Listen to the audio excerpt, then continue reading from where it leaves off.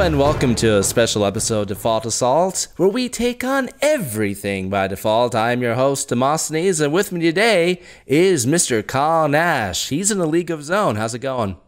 My man. So tonight we will be talking about Justice League, the long-awaited, somewhat kind of dreaded fifth entry in the DCEU, or the DC Extended Universe, following this year's earlier well-received effort, Wonder Woman. Kyle, you literally just got out of this movie. What did you think? We'll jump into spoilers a little later on, but overall, what were your impressions of the Justice League?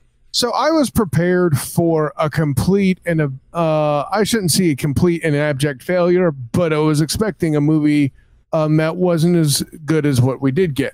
I liked basically, you know what I kind of got, Demos? What I would liken it to, the vibe I got watching it, was the same one we got in The Defenders from watching the Marvel series on Netflix with Daredevil, Luke Cage, Iron Fist, and Jessica Jones. I kind of got that feel to it, where a lot of the interactions between the characters were better than the story for the movie on the long run. Kind of felt like, hey, let's put this in and cram everything together so we can try to do our version of an ECU, you know. But that all being said, it had some good moments. I liked a lot of the action scenes. You know, not everybody had a good reason for being there to participate in the action scenes in question, but they were good. I like a lot of the things they did. They worked up the comedy a little bit more. You could tell Joss Whedon's hand in some of the direction here when he took over for Zack Snyder due to his family tragedy. Whenever you saw color appear on screen, that was usually an indication. Also a great point by you. And there's some other the big thing I'm going to point out, I'm going to bring in a soundtrack point here. I love that they retained the 1989 Batman theme for this movie to have some moments in there with it, and it was very nicely employed. Hey, listen, we already know how I feel about. Anyways. Well, Elfman did the music for this as well. Right, of course. Well, and it says in the credits, too, that they take the 1989 version, specifically that's cited there, so I thought that was worth mentioning. I kind of wish that they had committed fully to it. I mean, you do hear it throughout the film, but I was just waiting for the one moment where it just explodes on screen. It actually gets to the higher point of that theme, and it never does it. It's the equivalent of a striptease of film score. You just get so far. Well, I mean, I'll say this. They could have been justified to do it at some point with, you know, Batman kind of being the unofficial leader of this group at this point. But I can see why they didn't, because they were trying to make sure that all the characters meshed. And the score could be another example of how I feel like that was forced in this film. Well, I find it interesting that you compare it to The Defenders. I see where you're coming from, but here's my take on Justice League. It succeeds purely on the benefit of low expectations. Right. Everything that's come before has, you know, led you to expect the worst. So when you do get a smidgen of hope or a little bit of quality thrown in there, it makes you pay attention to a lot more. Probably, I came out of the film liking it a lot more than it possibly deserved. With The Defenders, however, there's a lot of good before The Defenders. The Daredevil series, you know, I know that you have your own issues with Jessica Jones and so forth, but generally speaking, all the previous series, with one exception, were well received. And that's my point. The only thing that Justice League is missing is the well-received version, which all they got really there is Wonder Woman. Okay, Batman v Superman was the Iron Fist season. Let's call a spade, homie. Oh God, I never thought to compare the two. Which would you consider worse, Iron Fist or Batman v Superman? You're welcome. Oh, so I mean, compared to all the times he talked about his chi versus Martha You know, just like, God, I really don't know which one annoys me more. Probably Batman vs. Superman, because that was a long time coming. I mean, people have been dying for a film team up since the Christopher Reeve, Michael Keaton days. Overall, before we dive into spoilers, the movie had a lot of issues. I honestly, it's pretty easy to pick apart where Snyder's vision ends and where Joss Whedon's vision kind of begins. It is the entire first half of the movie is a disjointed, convoluted mess, and the big reason because of that is, okay, if you were to compare it to the Marvel films, and I do not want to start an entire DC versus Marvel, debate, but you know what? With Joss Whedon being in there as that bridging vision, I'm going to allow it. Where our Avengers got it right was they actually had these introductory films for pretty much all their main cast members. So when the film started, you played a little bit of catch up of where are they now. But it didn't suck up half of the screen time. The entire first half of this movie is, okay, we're introducing Aquaman, we're introducing the Flash, we're introducing Cyborg. Let's tell all of their backstories as quickly as possible. So when you get a chance, people have been waiting to see Wonder Woman interact with Cyborg or Batman interacting with the Flash. And these should be fun moments. And there's a little fun to be had, I will admit that.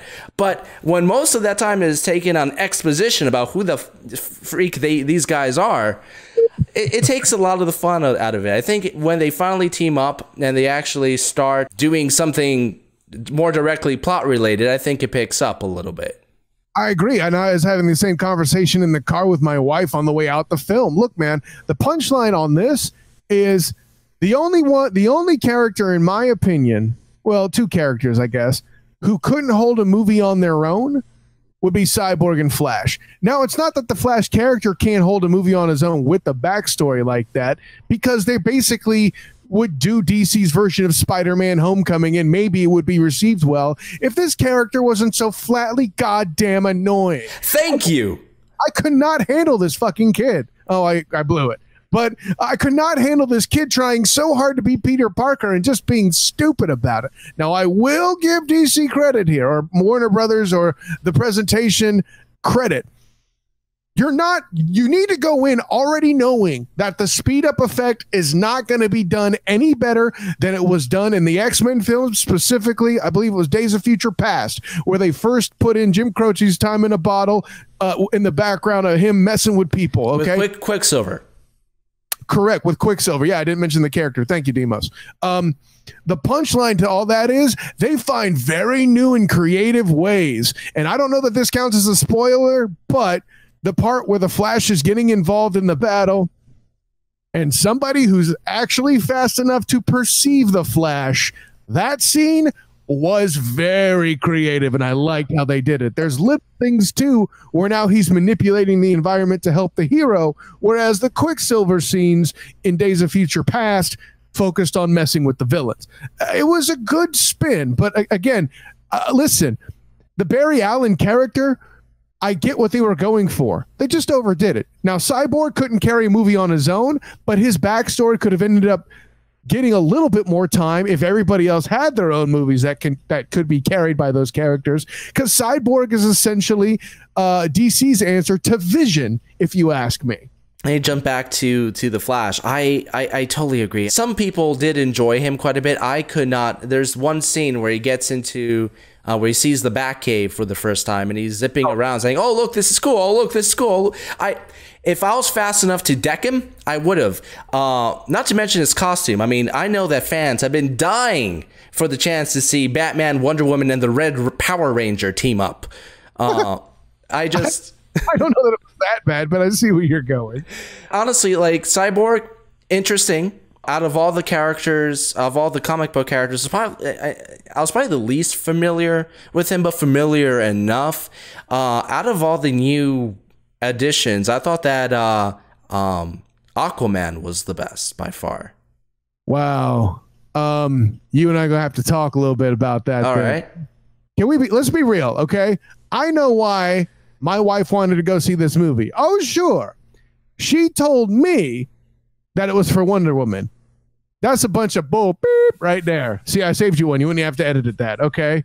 She wanted to see Khal Drogo half naked in the water. And you know what? I don't blame her. That MFer is dreamy, okay? Not exactly my reasons for saying what I said, FYI. No, it's not. But that's the part they got right. Some of the stuff, no, they do not. No. Okay? Like, for example, you're just like a bat. I dig it. No. This guy needs to be sounding a lot more like Thor and less like, Michelangelo from the Ninja Turtles, okay? I was turned off for a number of seconds in the major climactic battle scene where he shouts out, "My man!" No. The overall dialogue for this film, generally speaking across the board, is many times atrocious. And I many times I do appreciate Joss Whedon's humor, but given the stark contrast with what Zack Snyder did, and suddenly, little snippets of levity thrown in with a Joss Whedon kind of mindset, almost every joke it stood out so badly. The one that made me physically groan was one character suddenly saying "booyah." That was cool as hell. Well, listen, I'm going to say this. You said most of the jokes fall flat. I'm not going to go that far. Just the ones that do are so bad. Oh God. Well, my point on Aquaman mostly is there was a presence there. There was I found his character to be at least in his attitude and physicality to be the most convincing. I know that they're trying to make the character edgy, okay? An orange shirt with green gloves? No, okay? And he does. Do you talk to fish? The fact that they look, that was one of the cute jokes that landed, if you ask me. Is it true you actually talk to fish? I thought it was funny. Hey, if that's a spoiler, deal with it, okay? Well, no, because that's a character building joke that works out. That's right. That's how you do the humor correctly. I'm talking more about along the lines of what you said. Characters just saying stuff to say stuff. Oh, you dress like a bat. That's weird. So overall, I guess the way I would sum it up is. Out of all the previous DC films, with the exception of Wonder Woman, which is still the top, I would say that this is a distant number 2, and that pretty much says everything I need to say.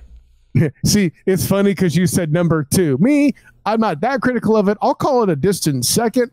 I'm not prepared to say it was a horrible movie. I'm not exactly prepared to say it's a bad movie. It's a fun movie with a ton of issues. This is, as our good friend TJ Tokyo Jameson puts it, this is a great one if you're going in there to eat popcorn. However, save this one for Netflix and chill, folks. That's my opinion. Oh no, I wouldn't say I don't even want to go that far. I'd say, for a $5 Tuesday, go for it, Yeah, well. Then I guess I'm meaner than you, critic. All right, class. Spoilers, bitches. Spoilers. So, Superman is in it. I don't even know if that's really that much of a spoiler because all the freaking promotion over the last month or so has pretty much been saying, hey, Superman is in this film. And guess what? Killing him off in the last film, there was no point to it. Absolutely no point. Listen, we've been over this too, and I forget if this was with you. I discussed it. It had to have been. I feel like how you go and kill Superman and have it not matter, and then you turn around and bring him back, which you've alluded to already several times, even at the end of the friggin' Batman v Superman. Yeah, when the sand or the dirt was rising for no reason. Now we know. Ooh, yeah, right. So, but then you get around to like, hey, these box things are pretty powerful, and one of these, if we take it the right way, we have Cyborg cybernetically and digitally tell it, higgitus figgitus, motherfucker, we're gonna get Superman back. What do you guys think? But only if you drop it and it barely touches the top of the water before you spark you with electricity. Yeah, I hear where you're coming from. I know that was forced. I know that was artificial, but they had to do something to add some intensity to it. Yeah, it was forced. Just shows that they don't know what the hell they're doing. The death and life of Superman, or the rebirth of Superman, A, should not have happened this early, and B, this should be an entire movie in and of itself. Those were the most interesting. Honestly, him coming back is the turning point for me with this movie. I think that's when it started getting interesting, but they don't commit to it. It's only, oh, he's back. We need to spend, we need to have a 5-minute scene where he readjusts, and oh, we're gonna make him turn evil for a few minutes so we can have the heroes fight, because you need to have the heroes fight in one of these films. And well, okay, so it did give birth to probably the best moment of the movie, which is what you mentioned earlier, the exchange between Flash and Superman. That is the best moment. Like when you see his eye peering back, me and my wife in studio both said, uh-oh. and listen, man, maybe part of the fact that Barry Allen is so unlikable is the reason why we're like, oh, shit. Listen, man, I can again see why you call it forced, but we already established early on that they're rushing kind of the backstory and the buildup of things. However, you know, to suit the fans, yeah, they got to do a little bit of battle, you know, between each other, because, you know, we got to see it. Actually, you know, the real reason, Demos, in my opinion, is you've got to show context for characters of one versus the other, right? For example, you know, Diana is able to battle back Soup's heat vision, you know, when he lets that go. But then Wonder Woman gets into that whole headbutting exchange, which was stupid, frankly. But then we eventually find out, yeah, toe-to-toe, Wonder Woman ain't going to do it. I don't care if she has the blood of the old gods in her, okay? It's little things like that that help provide that context for the air quotes nerds out there. Here's the thing. That one scene was the most dramatic and interesting scene in the movie, which is why I'm still going to say that scene should have been expanded into its own movie. Because guess what? Superman makes for a far better adversary than... Oh, I'm just going to say this right now. I do not ever want to hear somebody from DC ever say that the Marvel villains are weak, because compared to freaking Steppenwolf, this freaking CGI abomination of a character, it makes even the worst Marvel villain look like a Shakespearean, master creation. This was one of the worst villains I have seen in a big budget movie in a long time.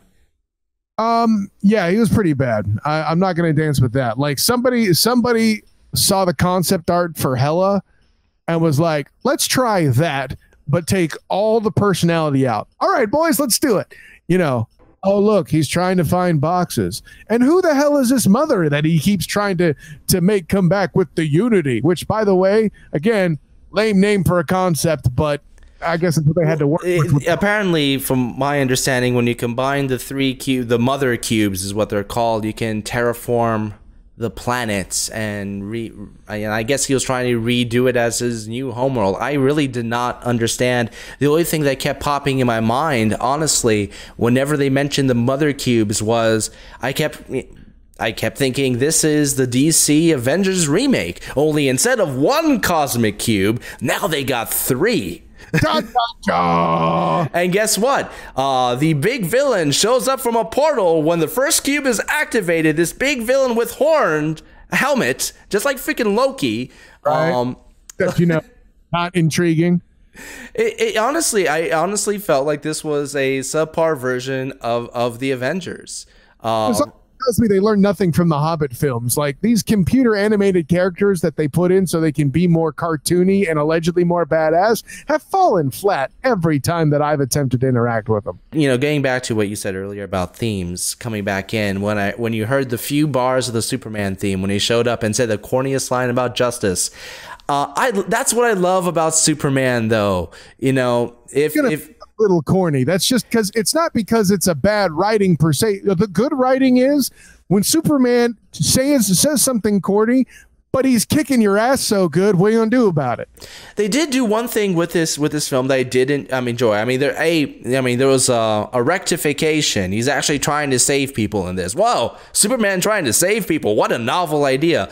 But the little competition he had with the Flash, where he saves like a car of people, which the entire film they're spending scenes building up this family. You're like, okay, well obviously they're building them up so somebody can save him. Anyway, so Flash saves him, and then he looks over at Superman holding an entire building full of people. That was the best gag in the film, in my opinion. Here's the problem I have with that. You know what they just did and established, which is complete and total just crap? They've established that Tony Stark is a better teaching mentor than Superman. Bull crap. That's just wrong. How do you figure that? Because in an effort where the two are saving people side by side, Tony Stark is actually being like, okay, look, here's where you blew it. That sucked. Rather than like, ha ha, I did better than you. I saved the building. You can suck my butt. I don't know if I agree with that, but I will say I will take any of those scenes over the 5 minutes Lois Lane, Martha Kent drab office scene where they're sitting down and talking about house foreclosures, sexism, and writer's block. I mean, give me a freaking break. They really could have done a better job of establishing how slowed Lois is a different way. I always kind of felt like Lois Lane was kind of like Scrappy Doo. Not so much with the comedy factor, but the fact that she was always going to just try to fight through it. The difference is at some point she was a pretty credible threat from the helm of her Daily Planet desk. Oh, yeah. Pen is mightier than the sword. Idea. But come on, okay, I understand they had to fit in how, it's affected her, because guess what? They didn't have a Superman film to actually focus on this. So they literally took this one drab, uninteresting scene and just stuck it in there. I really, when the idea of seeing the Justice League, I do not think I'm going to spend, instead of spending those few extra minutes, like you said, to develop the main characters, we're spending 5 minutes where they're sitting in the most boring environment you can think of, with the camera cutting back and forth between it was. Not only was it a bad setting, it was bad editing, it was badly shot. The dialogue was terrible because no human being speaks this like they do. And if they did, they would probably need the mental help, which these characters clearly need. See, this is the condemning thing, proving everything you just said. The bathtub scene between Superman / Clark and Lois Lane in Batman vs Superman after all the terrorist stuff goes down is so much. It has at least has an ounce of life in it, and it's so much better than this scene. And we all know how not so well regarded Batman v Superman is for that kind of building. Well, at the very least, it's like a lot of actors in the past. One of the reasons you always saw a lot of characters, especially in the 40s and 50s, smoking on screen was so they had something to do with their hands, was so they can do something more interesting. If they're going to blow the smoke a little bit harder, if they're going to take a pause, take a drag, etc., it gives them more character. But these two are literally sitting on the table with their hands, sitting at this table with their hands on the table, just talking back and forth with nothing going on. I've seen one-man stage plays that are more interesting because of the use of the goddamn stool. I think Lois does have some coffee. Right? Oh, well, I sit here corrected. Coffee. Does she even have cream and sugar? I don't freaking remember. I remember them talking about mortgage foreclosures. Woo! Riveting cinema right there.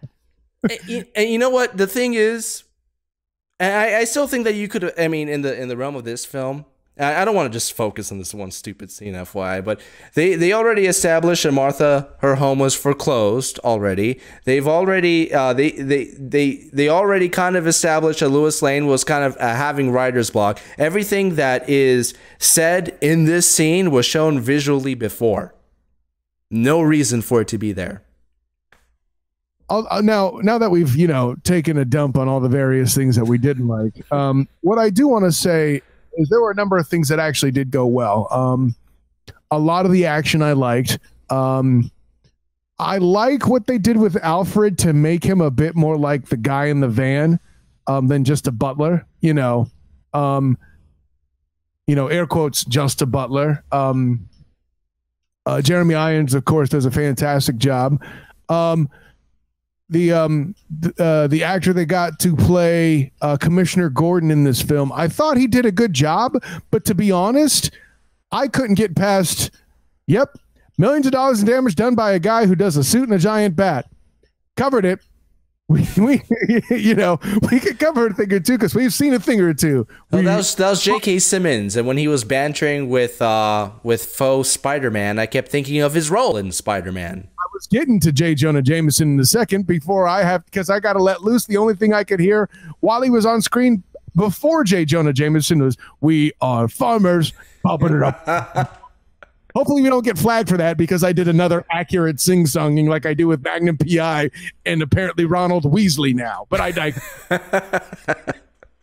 that shows range, my friend, from which is more than we could say for Barry Allen. Boom.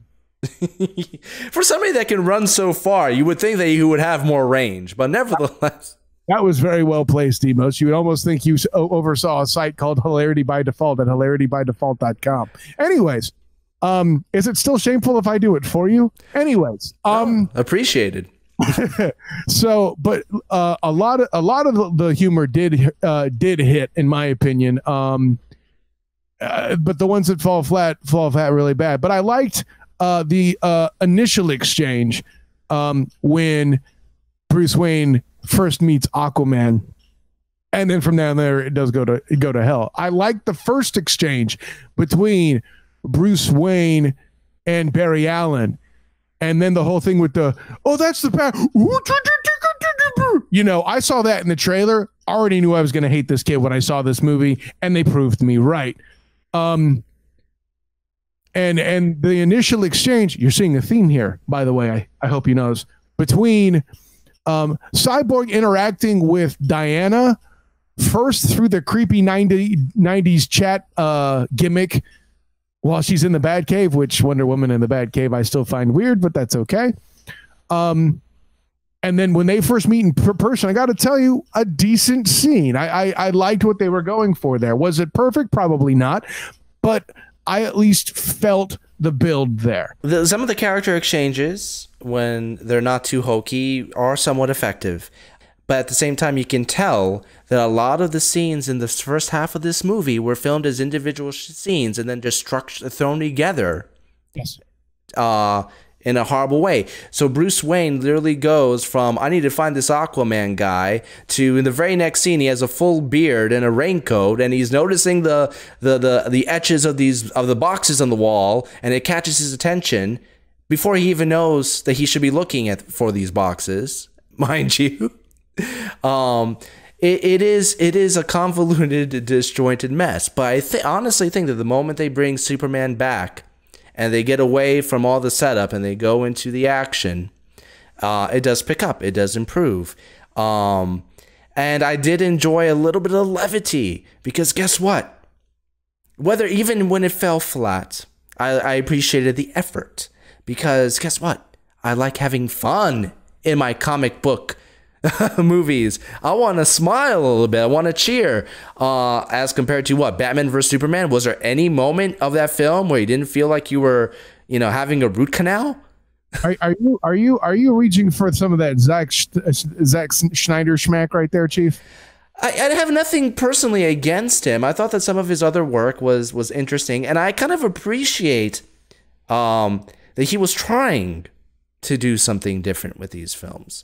I just don't think that the end results were particularly good. I do love the fact that they mention that the only reason that these cubes became active was that the world finally became engulfed in darkness enough to activate them. And I'm like, I agree with that. Look at the cinematography. That's Zack Snyder's fault, blah, blah, blah. No, that's cute. I like how they actually did something different with bats, as opposed to the last movie. I particularly enjoy how Diana's the one that doesn't want to necessarily charge through with an idea. as she was in her own movie. Like, the joke I make is somebody was like, you want your daughter to see Wonder Woman as a role model? I'm like, she's not bad. I'd like a little less warmongering, but other than that, it's pretty cool, you know. But she's the one that's actually advising caution to bring back Soup. And then Batman's like, where he went from, if there's a 1% chance, we need to take it as an absolute certainty, which that's not how math works, but whatever. Then in there he says, if there's a fraction of a percentage that he can help us, we need to go for it. Wait a minute. See, but I like that duality has taken place with Bruce Wayne. He's realizing something different that's going on. I kind of like what they're trying to do there. I honestly, Ben Affleck, for all the flack that he gets, that kind of rhymes in a strange way. It's a good day. He's a terrific Bruce Wayne and a very good Batman. I honestly, I want to see him in a good Batman film, and I hope that he actually does stick around for the standalone Batman film, which is supposed to come out at one point. Really quick, I do want to engage on what I thought was the single best scene in the movie, and it's right leading up to the climax. I want to give it its due because it is definitely the joke that landed best for me. They're all talking about, you know, going into the battle and stuff, and then at first Aquaman's all like, I think we're gonna die, but what the hell? And then he starts going on and monologuing about how he feels about certain things. And then you see Bruce point down, and you see he's got the lasso of truth tied on him. Listen, that was funny. I don't give a damn who you are. It's probably one of the other reasons I liked Aquaman the best out of the three new characters, because there was something a little bit more to him. Oh yeah, you're onto something there. The reason why I can't be as committed to say he was the best character is because of all the stuff they do with him that just falls so damn flat. It goes back to the writing. It goes back to the dialogue and the clash of vision. Yeah, I'll agree with that. Listen, man, the axiom in sports, especially with football, is once a team loses their starting quarterback, for them to do anything is in and of itself amazing. It's amazing if they can compete, let alone make a playoff appearance or anything like that. And that's pretty much exactly what you had happen here. Joss Whedon is just a damn capable backup. I really did like the post-credit scenes. The whole Flash and Superman racing thing. Listen, the moment this movie happened, you got the nerds that were going to think about that. And then, of course, Lex Luthor with his clandestine meeting at the end. Listen, if Lex Luthor could hit like that in Batman v Superman, that movie would have been 10 times better. You thought he was more effective in this? In that post-credit scene, I found him more effective. Absolutely.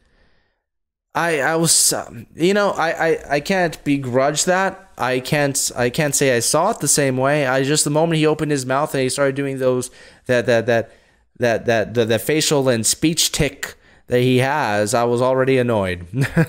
No, and I can see how you're suffering from post-traumatic Batman v Superman syndrome. No, I'm not doing the acronym for you.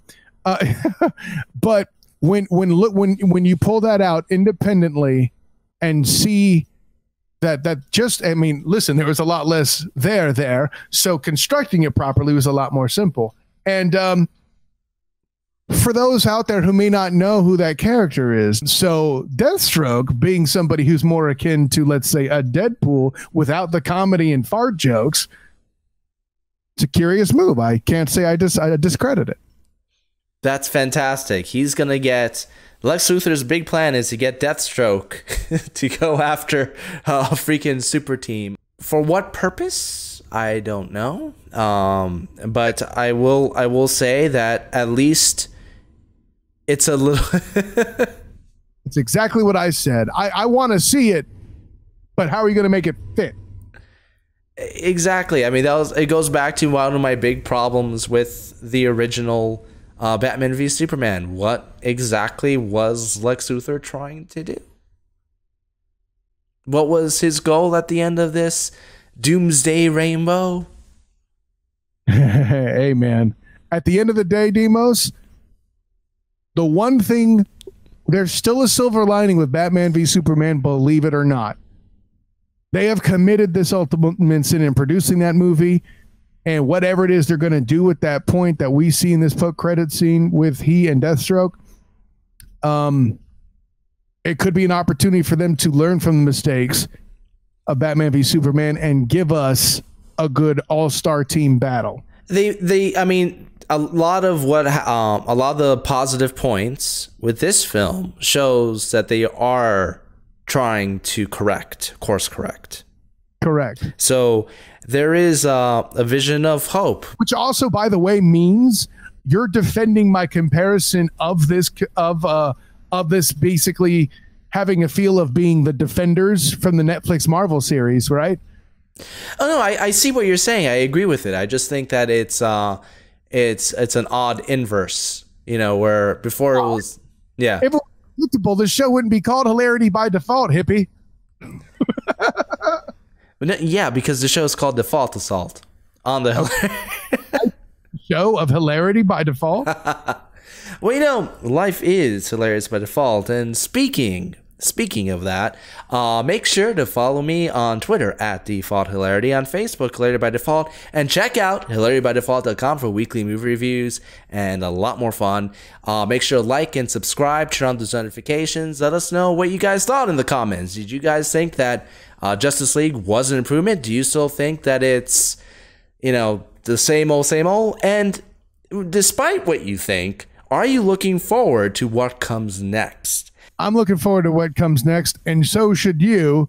And if there's anything else you'd like to see come next here on Default Assault on this show, Demos, check me out on Twitter at the SOTG, where I can continue to bring you the voice of reason when talking UCF football, the University of Central Florida Knights, who are now 10-0. Thank you very much. Heading into the war on I-4.